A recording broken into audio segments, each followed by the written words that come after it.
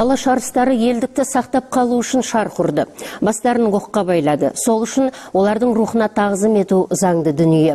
Бірақ солардың ісі мен идеясын жалғастырушы ұрпақ бар ма деген сауалға бүгін Елорда төрінде өткен рухани жаңғыру алаш және азаттық идеясының сабақтастығы атты халықаралық конференцияда жауап берілді. Ғабит Бөкенбай жалғастырады. Алаш партиясына мүше болған жандардың бірде-бірі тірі қалмаған. Елдік үшін жанын пида еткен арыстардың армандаған күні сірә осы болар. Тәуелсіз Қазақстанның астанасында 100 жылдан соң марқұмдардың аты ардақталды. Шараға келген мемлекеттік хатшы Гүлшара Әбдіқалықова елбасының хатын оқып, сәлемін жеткізді.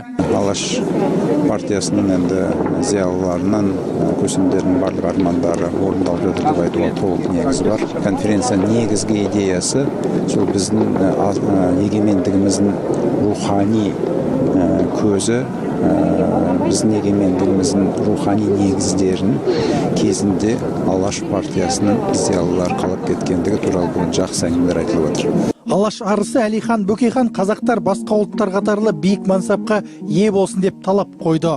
Төл туы елтаңбасы бар егемен ел құруды мақсат етті. Арада ғасыр өтті, игі арман іске асты. Тәуелсіздіктің арқасында болып отыр. Тәуелсіздік болғаннан кейін барып осы алаш қайраткерлеріне келіп отырмыз.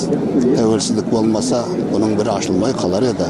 Осы 25 жылдың ішінде алаш қайраткерлері туралы көптеген зерттеулер болды.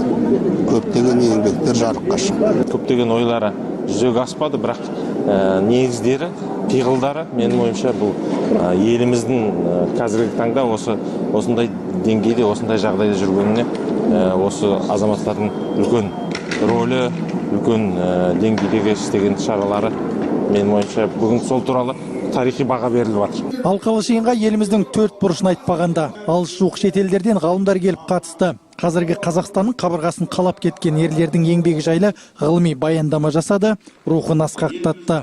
Бұл өте маңызды. Өйткені біз тарихымызды бағаламасақ, оны дұрыс түсінбесек, тәуелсіздігімізді баян ете алмаймыз. Алдыменен біз тәуелсіздігін түсіну үшін осыған құрбан болған, осы жолда шәйіт болған арыстарымызды жақсы білуіміз керек. Өкінішке орай бір кездері олар бізде сатқын ретінде көрсетілді. Движение Алаш қозғалысы қазақ тарихының ең маңызды бөлігі. Бұл қозғалыс автономия үшін күресіп, қазақ халқының тәуелсіздігі үшін аянбады. Сол себепті жас буын осы егістің басына тұрған тұлғаларды ұмытпауы тиіс.